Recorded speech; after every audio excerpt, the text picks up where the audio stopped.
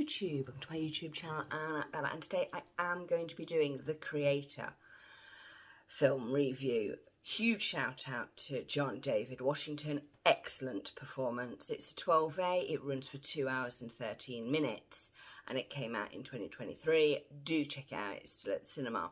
The CGI in this film is excellent and it's not overpowering. It is a puzzle of a film and it's split into chapters, so you get things like the child, the mother. How on earth do you make a film about AI? In this case, it's based in New Asia, and the West, read USA, personal. And they've done that through this particular family, and the AI in this happened to be Buddhist. So it's very interesting that they've given the AI some very interesting human traits, and the humans in this are the typical, very stereotypical Americans that plow in and just want to get the job done for a variety of understandable reasons. One character's son's got badly tortured by the AI, so you can understand her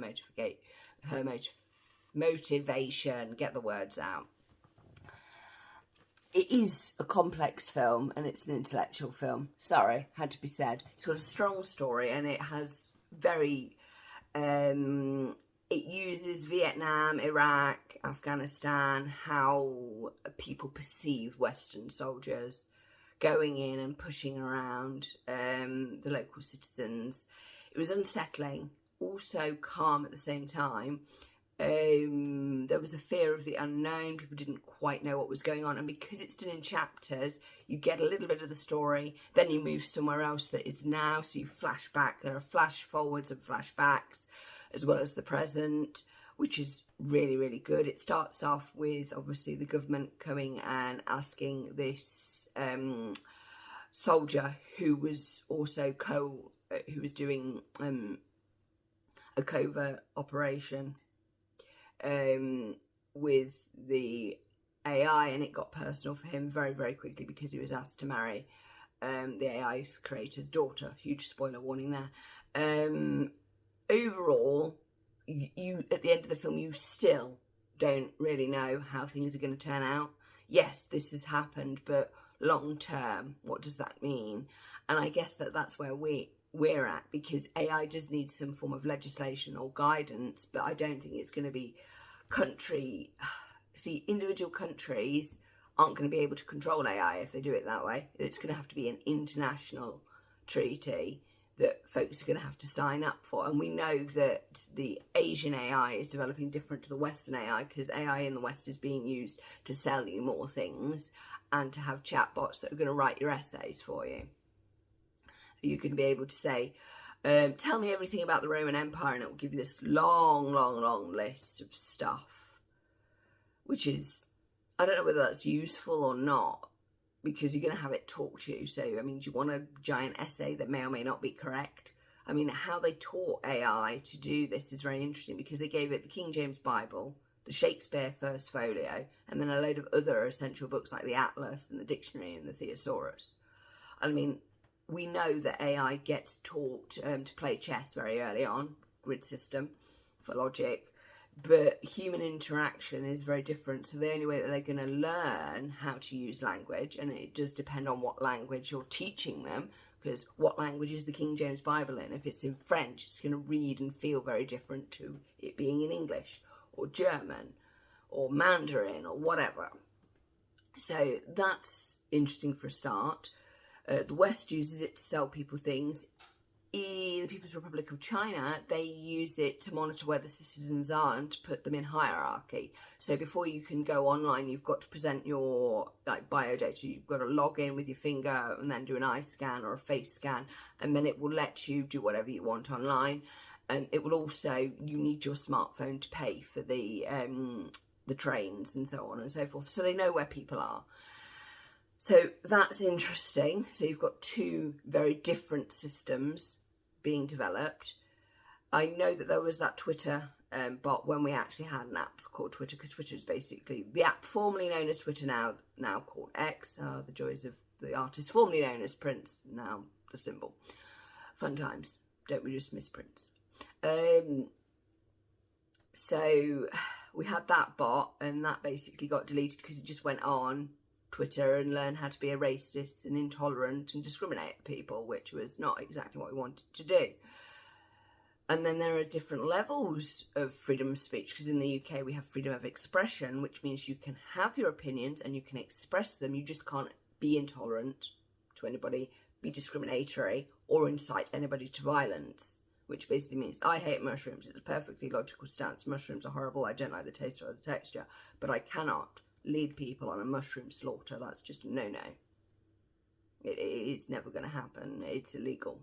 And there's also hate crime as well.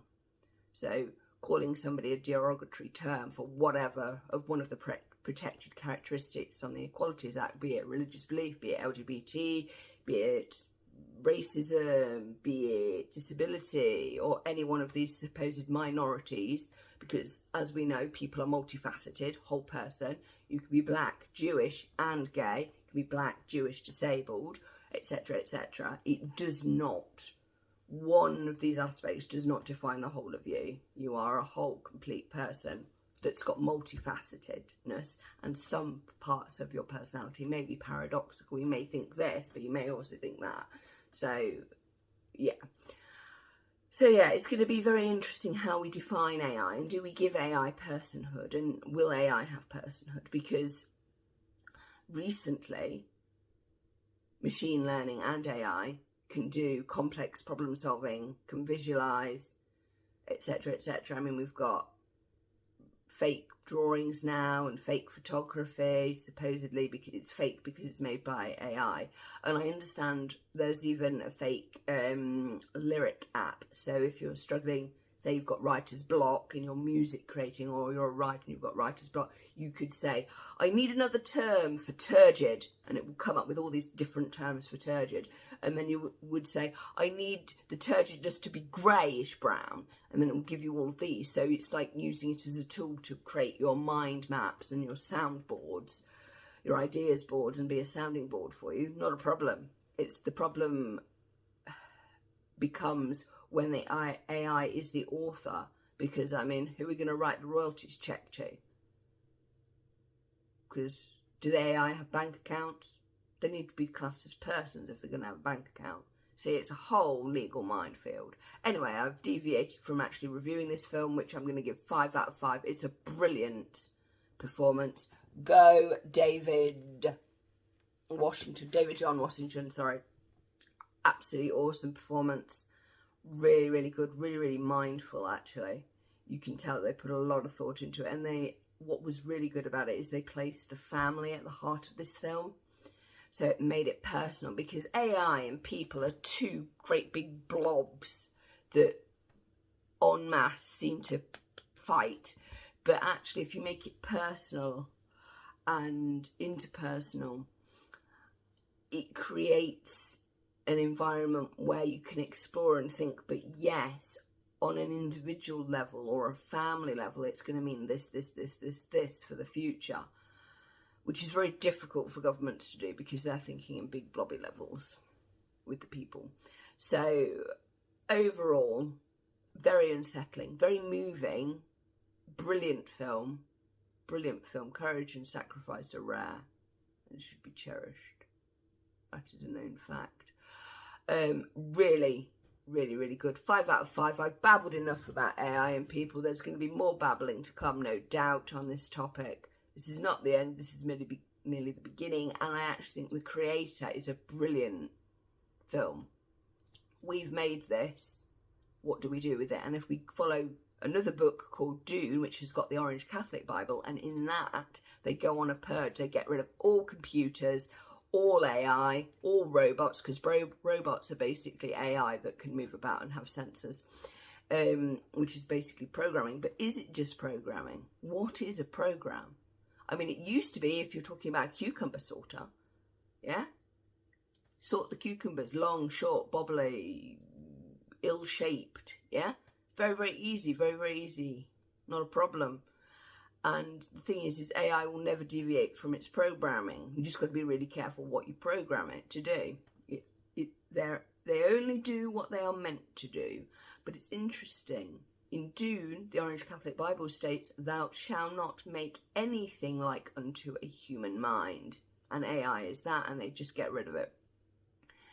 So they then go down the superstition with the Bene Gesserit and the Guild Navigators. Yeah.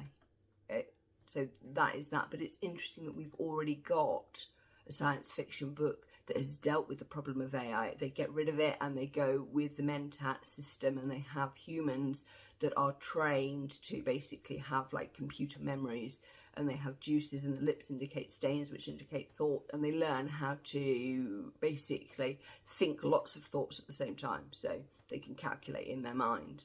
Almost like a human computer. Well, they are human computers, but they've just rejected AI. Anyway, I was supposed to be ending the video, not going off in the land of Dune where they don't have AI. Whether we'll do that, I don't know. Anything is possible at the moment, and that's a good thing. Nothing is impossible or improbable, as we've recently learned. Thank you, pandemic. I also think that the pandemic has led to a greater viewer indulgence and also artistic indulgence, because we've been starved of live performances. So when we go, you see more. You know, the artist feels they've got to showcase all of their work. Oh, now I'm reviewing the Taylor Swift thing. Let's just end this video. Anyway, I hope you've enjoyed my babbling about AI and humans and the review of the Creator film. I really enjoyed it. Please go and see it. Like, comment and subscribe, and don't forget to click the notification video. I don't even know what I'm saying anymore. Don't forget to click the notification bell for my next video. Please like, comment and subscribe. I've said that already. Bye, I'm going. This is the end.